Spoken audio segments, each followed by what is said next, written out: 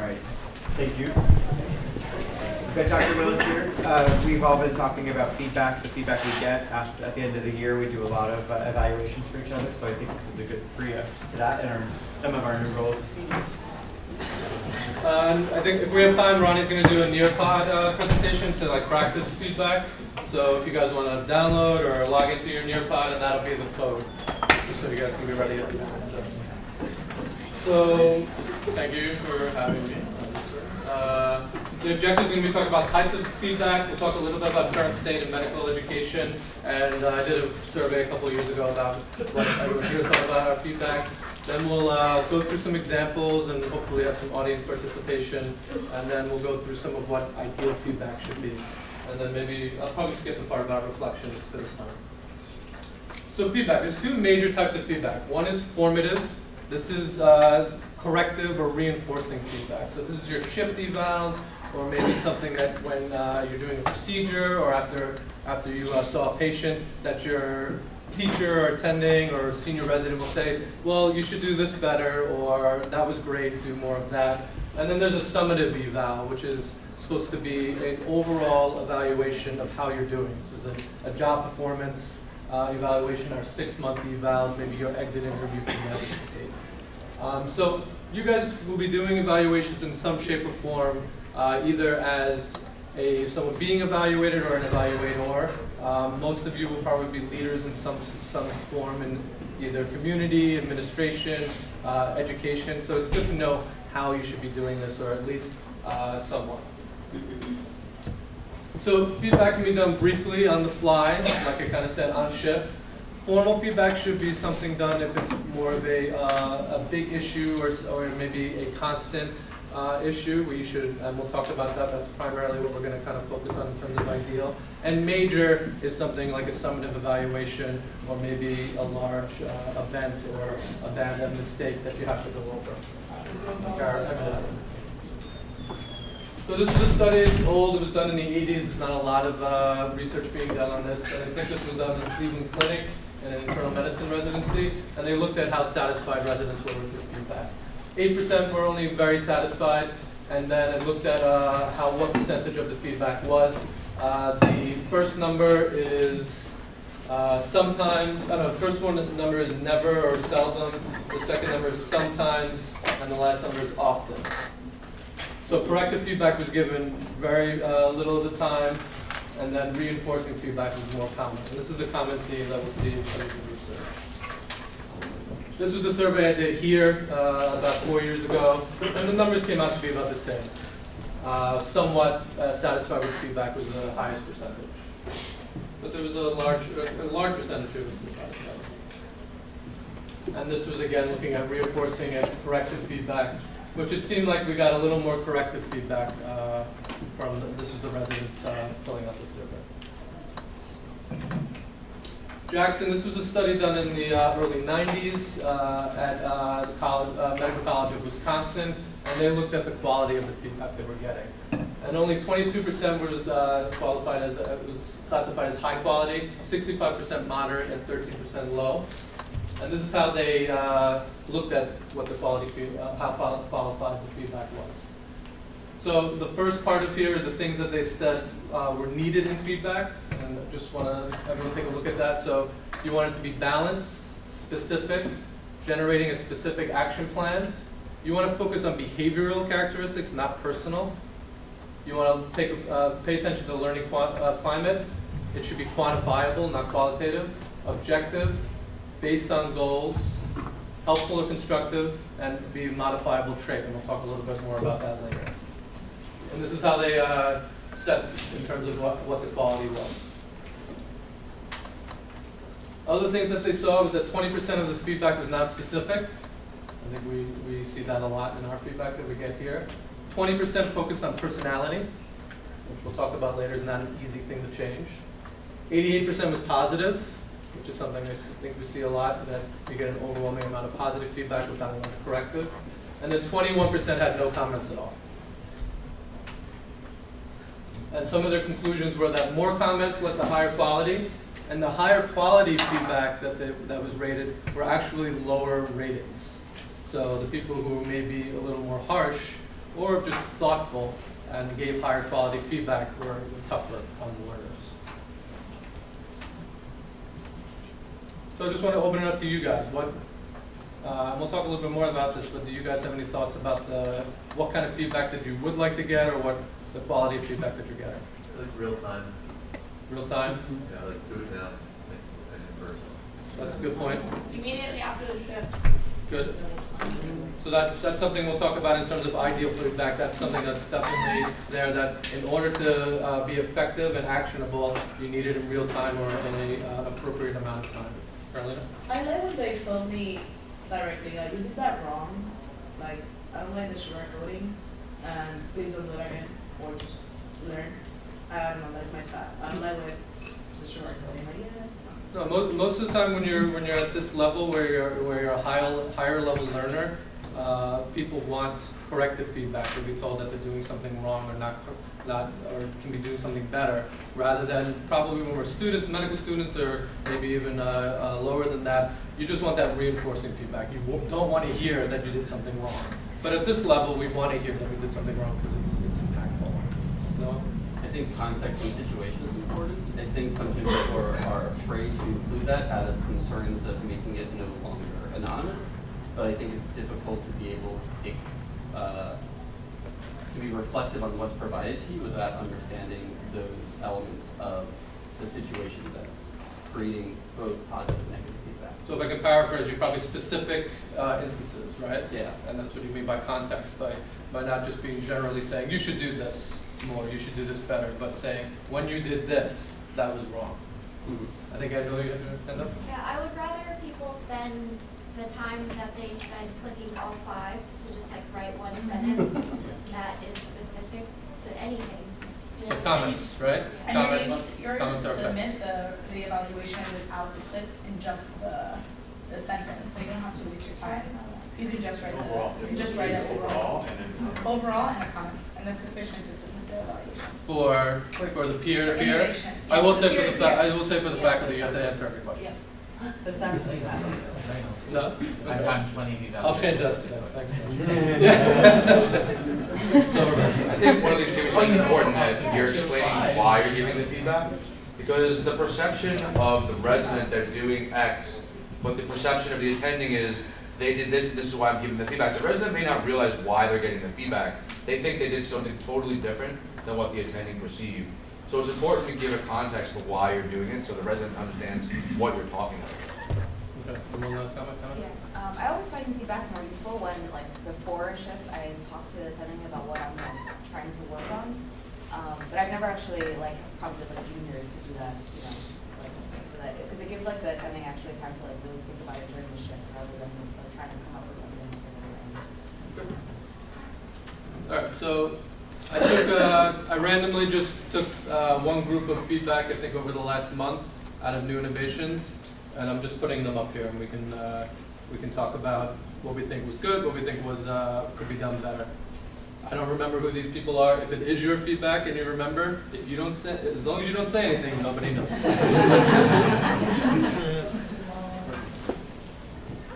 So just read one, read them all, and if anyone wants to volunteer what they think was good about it, what they think was bad about it. And I tried to group them in terms of some commonalities. They all seem very faithful.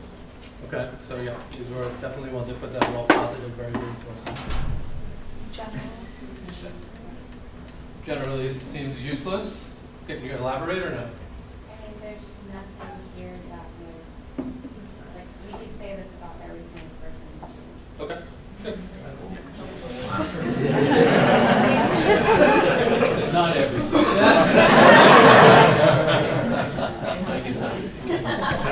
Anyone else? So this is definitely, those are two big points I was trying to get with these ones. Definitely overall positive, hard worker, pleasure to work with. You know, maybe that's not everybody, but yeah, you would want to say that about pretty much everybody. So nice to say, and maybe you can include it as maybe one of the pieces of bread in your shit sandwich. but maybe including something else that's more corrective or kind of tangible. What about this?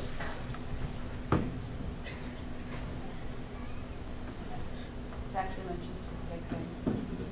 So a specific thing, yes. Still very reinforcing. Reinforcing. But sometimes, the learner is great. So sometimes it's hard to find corrective stuff. But yes, our feedback is always generally reinforcing. Well, maybe we'll talk a little bit why that is. Oh, this one. Nice. Any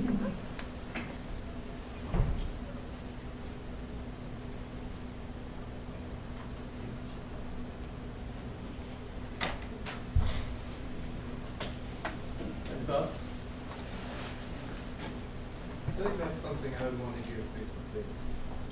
And maybe it was. We can't know that this wasn't said face to face and not written afterwards.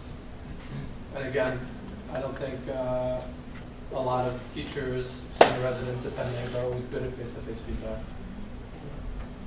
So again, I think this is all very positive stuff, right? And maybe and maybe a little vague. But it's a lot more stuff here, so it seems that.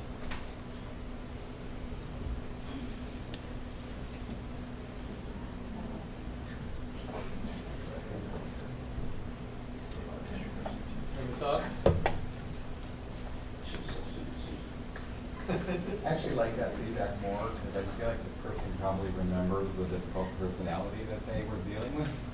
And I don't know, I think that showing the trajectory a little bit is helpful because the person knows that they are maybe doing something right at home, or whatever they're doing to learn is working. Yeah, it's reinforcing, as all of these pretty much are. It's definitely showing trajectory, specifically saying something that they did well. Maybe some specifics about the things that are improving or could be more improved, but I agree, it's generally better.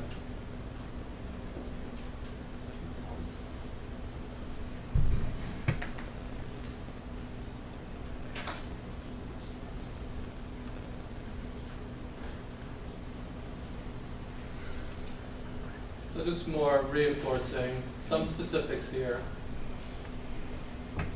But nothing really specifically, nothing that's very corrective.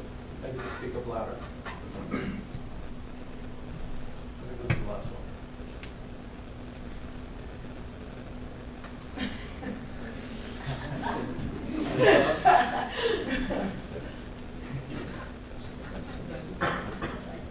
That's why I will say it's my feedback.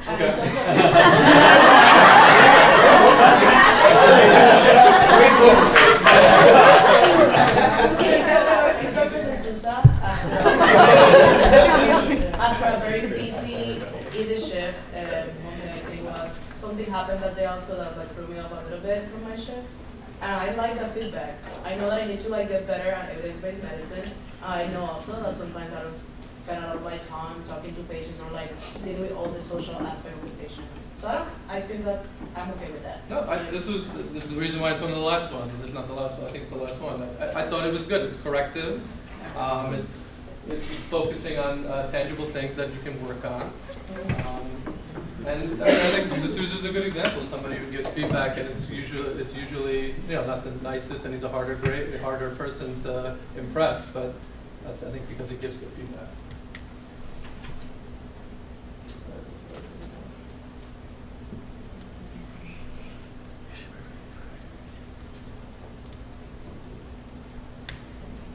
Again, I think this was just another good one with specifics, but it was mostly reinforcing. Okay. And then actually today, Dr. Fan sent me some of your guys' feedback from students, so we'll quickly go through that.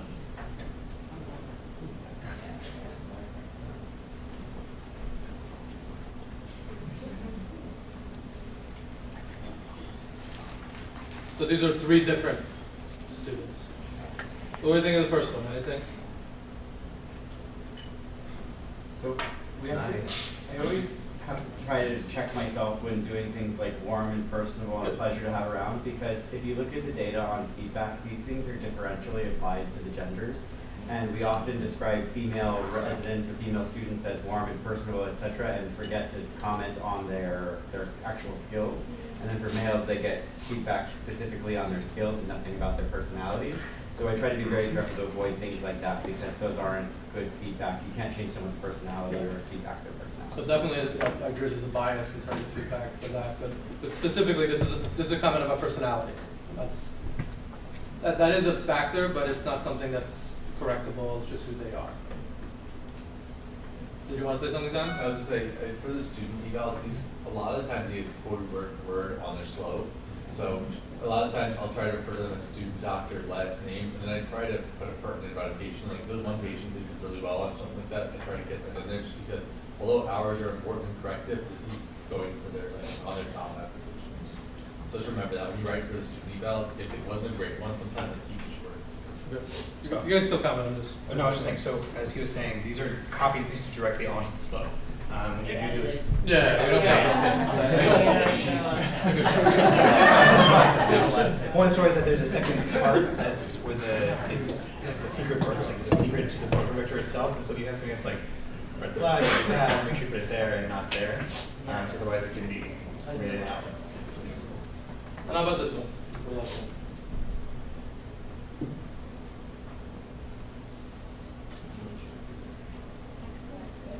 Excellent. There's a lecture guide, I think, actually sends out a suggestions on how to give good feedback, and one of them is to like pick a specific behavior and start with that. So you're saying proactive and then explaining how they were proactive, or you're saying they were responsible or they were efficient, and you start off with like an action word about that describes what they did and then explain why they were that thing, and it's really helpful. So obstacles. Why is this so difficult? So let's start with the teachers. Why do you think that? What are the obstacles for the person giving feedback to doing this well? Well, so one back based on what Don said, I don't want to write something super negative about a med student because I don't want to harm their chances, but I also want to let them know something's happening. So I think sometimes I might edit what I want to say, but I really mean because I understand something goes slow. That's definitely reasonable. But I would argue that we suck at giving it verbally too when it's not like official. And I think the bigger issue is we don't want to be mean, right? Nobody wants to hurt somebody, or Dr. Holt wants to be mean. but that's an inherent thing. We're all generally nice people. We're all in this because we want to help people. So you don't necessarily want to say something mean. So what else? What other obstacles are there? I think sometimes when we try to give these student feedbacks, it's delayed, right? Like we get these forms 2-3 days later, and I'm like, what did she do that day? Right. Or he did that day. I give feedback on real time, but then that's not what I write because I might forget what I told that person 3 days later. Right. And I would argue sometimes we don't have time to give it in real time. Opportunities. Say again? Students sometimes leave before rounds. Okay. Can't talk enough rounds, especially if it's busy, you want to get home, you don't want to spend time. Yeah. Anything else? I also sometimes, if you don't know how to be corrected, like sometimes just like, yeah, you're a jerk or something like that. Like, sometimes you're just like, dude, like, what was that? And you got your right to how did you say that? Right. So I think what you're getting at is lack of training or lack of knowledge about how did you feed that. Yeah. Maybe one more. Was there hands over there? This is just a. Go ahead. Go ahead. I agree with what you're saying. We free up the students for for the rotation. Like I remember when I was doing my ways, we would open up the link while we were there, and then the person would leave, and then the resident could write the feedback down, so that way they wouldn't forget. Because sometimes I get these emails, and I also forget, like, oh, what did we do on that shift? So maybe if we could do it in real time, even if I know the paper writing we were doing before maybe was ineffective, someone will have to read it and like translate it. But if we could just do it in real time, like they could open it up, that might be easier for us also, because we're like, oh, we know all these things, we don't know what to do. Like if it's right there, you know you have to do it for you. Just put in a couple of things that are pertinent. Can I put in a plug for you guys to do that for the faculty? It's the same thing when you send us evaluations 2 months later. How are we supposed to remember what that shift is like? So while you guys are saying that for the students, remember that for yourself. Yeah. Right. Well, and I want to say this is not a session that we're trying to fix what's going on. This is about how to give feedback, right? So I agree with that, and that's what works for you. Then, as the evaluator, as the teacher, then you have to take that upon yourself, right? Because we're all going to work in different systems. We're going to work in different formats. So if it's writing an email to yourself, or if it's sitting the student down and telling them that you have to put that in now, and I'll do it right now. But these are all system things that come around. It's just like medicine, where you're going to have system issues causing those problems.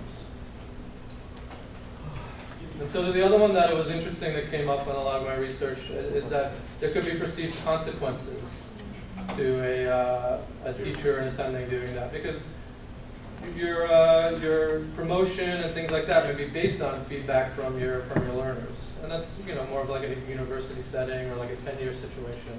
But that's something to think about as well. Let's keep it to the end. I'm going to keep going. Okay. What are some obstacles for learners? Being receptive to feedback or anything. Right. Wanting the feedback, wanting to hear maybe potentially something corrective or bad. Appropriate context. Like sometimes somebody will use one piece of corrective feedback and it'll the whole shift, and then you perseverate on that. I think sometimes it's important. Like this is important to fix. It also doesn't mean anything about it. Sometimes people give you bad feedback, and I had a really defining moment in MS2 where I got actually very unfair feedback, but you can still try to take something out of it, like maybe understand what gave this person that perception, or what is the actual substance in the feedback, even though maybe it was delivered poorly or attacked your character incorrectly, and try to filter through that to make it something constructive for yourself. Yeah, it's difficult. I mean, I think all of us, especially, your ego is very based on what you do, and it's very hard to hear feedback. And even though advanced learners, you would want to hear corrective feedback more often, you still prefer to get reinforcing. And as kind of Angela brought up, feedback can be inconsistent. You're not always getting good or proper feedback, so it's hard to kind of bounce back from that as well. So the ideal feedback, this is generally for a formative formal feedback or a summative evaluative feedback. And a lot of it can be applied to on the fly or brief or in-shift feedback as well. And the things that we're going to think about and talk about are these 6 kind of areas. So the orientation climate is very important. You want to set expectations.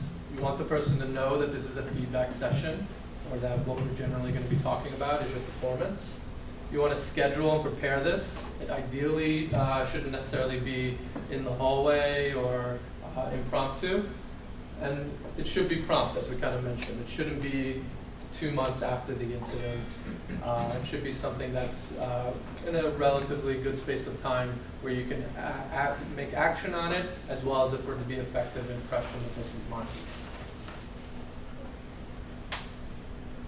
The orientation climate, as I mentioned, the location I think is very important. It should be ideally done somewhere private to give the person an opportunity to kind of talk freely, or maybe express emotions if that's what's going to happen. Convenient to the learner or the person getting feedback more times than not. And then think about where the furniture is set up. Make this a collaborative kind of setting where you're sitting next to each other rather than you behind a big desk and then sitting in front of you. It's not a power play. It shouldn't be a power meeting. And I think when you're doing this formal kind of formative feedback, it should start with some sort of self-assessment or reflection. This makes it easier for the person giving feedback. Ask the person what they think about the situation or how they think they're doing, and then that can tell you what ground you're starting on. Does the learner have any idea that this is a problem? Do they think that they're doing great? And then that can help you decide what your plan of attack is. Davis is just a reminder for me that there's a paper looking at physicians giving themselves self-assessment. We suck at it. Usually we think we're great or we think we're horrible. And it usually doesn't correlate with what our objective feedback is. And then you should respond and explain specifically to what their self-assessment is. So in terms of talking about the specific feedback and the diagnosis, as we kind of mentioned, I think it was Noah, you want to talk about specifics, ideally. Sometimes that can be difficult with maintaining confidentiality, but you giving specific instances or actions is the most helpful to be in terms of making corrective behavior. So observe behavior, and then ideally you want this to be kind of a limited conversation. It's difficult for anybody to kind of hear multiple different things, multiple systematic things, and be able to work on that. It's just like when we're talking to our patients and discharging them, they're not going to be able to absorb everything. And focus on what you can change. So what are the things that we think we can change about a learner or an employee? Or not the things we can't change, we can do either. You can change the way someone does a procedure. Does a procedure. Is that what you said? Medical knowledge. Medical knowledge. Appearance. Appearance. Can change or? Can change. Yeah. Sometimes. Some things you can't fix. Ronnie, whisper personality, I'm assuming you said you can't change that. Language of whether we speak and address patients sometimes. That can be difficult sometimes. So this is kind of a ranking of things, easiest to hardest things to change. So job skills would be like a procedure. And medical knowledge is 3. Time and work management. And then it gets harder and harder, as we know, to change attitudes, habits, and personality. And we always talk about this in the PD group. That's the hardest thing to change. You could change. You'd much rather have a learner who has medical knowledge deficits than somebody who has a personality disorder. You're not going to change a personality disorder. So when you talk about improvement plan, as giving the feedback, you should have some suggestions or thoughts. That's why you should prepare for this meeting. You want to elicit goals from the learner and hopefully apply this to their goals. There should be some sort of coach. It doesn't have to be you as the person giving feedback, but you should identify someone that's going to help them through this. And then you should talk about the application and plans for follow-up. At the end of the meeting, kind of give a summary of what we talked about, what we're going to do, and where we're going from here. It's always good to maybe reaffirm their worth and let them know that they're going to get better at this. They're going. We have a plan. This is going to get better because obviously we said this is difficult to take in. And schedule a follow-up appointment. Some tips. Emailing feedback is not the best thing to do because it's not easy to interact, not easy to do all these steps that we just did. Managing your emotions. As the person giving the feedback, it should be relatively professional, kind of more of a matter of fact, this is something we need to work on, rather than being upset or angry about it. It's probably a good idea to get someone else to give the feedback if there is an emotional situation. Avoid an audience. It should be convenient for the subject, and try to think about the subject of the feedback as much as possible. And always identify the session as feedback. Sometimes people don't even realize that they're getting feedback when you're actually doing that. These are just the 4 factors that were found in some of the studies to facilitate and define how feedback is done in different areas. I guess I'm going to skip reflection. Any questions, thoughts, comments? Sarah? Some more comment. I don't know if this is just me, but in terms of like at the end of the shift, a lot of the attendings like to say like, "Thank you so much for your help." I find that like a little bit weird because like we're all here, we're like working. This is our job. Like we're adult learners. I think the much more constructive thing to say at the end of the shift is "Thanks so much for your hard work." It's like a little bit different. It's essentially the same concept, but I feel like it packs a much bigger punch. So I'm not really here to help you. I'm here to take care of patients and do my job and learn and get better. So thanks for hard work is a feedback for the You should give them feedback. By the way, we're actually doing this for our retreat. We are doing a feedback session with the attendants. So. I'll take that. I say So you say thanks for your help? I do. I appreciate the sentiment. I appreciate the sentiment. It just good feedback. It just feels a little. Yeah, I'll take that. That's easy. I got that. So like 2 things. One, I think and I think Dr. Soderberg told us this during orientation 2 years ago. Getting like feedback when you put in like shift cards or things like that, or I think that's a challenge with medical students as well, is that they often give shift cards to people who they think are going to give them really stellar feedback and not necessarily useful feedback. And so I think making sure that you're asking for feedback for good and bad shifts, and the bad shifts are probably more important than the good shifts, because that might be where you get to learn from something, and the good shift just reinforces.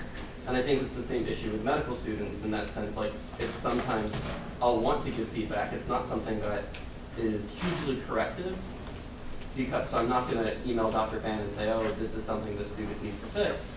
But it's something that maybe I don't have time to talk to them on a shift that would have maybe been something that would have been helpful for their rest of their shift. So the delay that comes with the way they submit them and who they submit them to, I think sometimes actually negatively impacts the quality and the usefulness of the feedback that people are looking for and getting. Definitely. And again, I'm not, the purpose is not to change the systems of what we're doing, but I think the idea of making a culture of a place that is open to feedback is the putting the onus on the learner and the teacher to seek out these sessions. So as a learner, yeah, you have to be I don't know, confident enough or open enough to send it to those people that you're afraid they're going to tell you that you suck. Hopefully not that way, but tell you that you need to work on things. And then as the teacher, rather than like, oh, they didn't submit that shift card to me, but going to them and either giving them feedback in person or going into New Innovations and doing that on the fly, even when it wasn't prompted for you. So that's where that kind of culture and environment of feedback comes in, and that's something that we're trying to work on. And then kind of like the other thing I want to say is like one of the issues with New Innovations is it's for the most part one way. Like you can respond to comments. I think they're for the program director, not for the actual person who gave you feedback. And I think when you give in-person feedback, you can and should ask from a med student or a junior, to get feedback about how you did as well and what their perceptions were. Because when you're a teacher to medical students or to junior residents, it's your own learning that you need to, your own teaching that you also need to improve and get feedback. I don't know. I mean, I don't think the New Innovations feedback is for us. I read it because I want to make sure that you guys are reading it and taking it in from it, because sometimes it's hard to take in feedback. But you should be sending those shift cards for yourself. The feedback you get now is going to be what you use for the rest of your career. So you may have a chair that's going to give you feedback regularly, but you may not. So this is when you're learning how to be the best physician you can for the rest of your career. If you guys want to make a comment, so you are all individuals and you all like things, differently, and as are, the educators, right? So it's ideal to give the feedback immediately right there, but there are people who, in front of patients or in the patient care area, have sort of like a game face on, and they're not as good as that. It's much better to do it in a more private environment. So if somebody can give you feedback immediately right there, it's great. But don't think that the feedback that they have later on isn't worth something. Because if you're like me, I think about every interaction I have, during the day, and I always come up with, I would have said this, I would have liked to say this. So sometimes I have to think about things for a little while before I could actually give you something that's constructive. So don't dismiss things that you get, a day later or so. Or it's written down. That's important stuff. Last comment. One of the things I do appreciate is when attendings, I know kids are really busy at the end of the shift or something, but when they actually request, like, hey, send me a shift card, because then I can tell that they've been thinking about something, like feedback's giving me during the shift, and then I'm actually prompted, because a lot of times I just forget through the course of a block, like send a shift card, but then I'm prompted to actually do it, and then I get good specific feedback for it. So we're just going to wrap up. So summary, know the type of feedback that you're giving. The more, this is the purpose of this, the knowledge, you have more knowledge about how to give feedback and you can do it correctly. Schedule feedback, think about it, make a plan, and then reflect what we talked about. So let's burn another time. We're going to skip the part that I was going to do for now. I'll email you to get some feedback. Maybe we can include it to a different lecture, but I just want to give you the take-home points. When I asked people to tell us about specific feedback that they thought was not useful, and the main points that came up were, one of the important ones was don't give feedback outside your role. So if you're a resident and you're telling an attending or another resident that they should either go to conferences or participate in certain in certain clubs or certain post or extracurricular activities that may not be their specific thing that they're interested in, and telling someone to do more presentations or attend more conferences isn't necessarily our role to tell each other. That's more of the program directors to tell the residents, or the administrators to work with each other on. The other one was personality. People get a lot of comments attacking their personalities, and they feel like the anonymity is a way for people to try to take out their issues with personalities, using anonymity instead. My philosophy is if I can't sign the evaluation at the end, I'm probably giving the wrong feedback. So just something to consider if you're not signing the, if you're purposely not signing because you don't want to be identified as the person giving the feedback, maybe the way you're giving the feedback isn't correct. And then the other thing is to always open an option for a dialogue with options, and to consider the situation. If you are giving negative feedback, give somebody a chance to speak with you and say, hey, let's meet and talk about what I mean by this, and give them a chance to also open a dialogue about it, because it's not just a one-way thing with feedback. Very good. We're going to just go straight into the next one, and if you need a 2-minute break to use the restroom, we'll set up while you take a 2-minute break. Okay. Hi, how are you?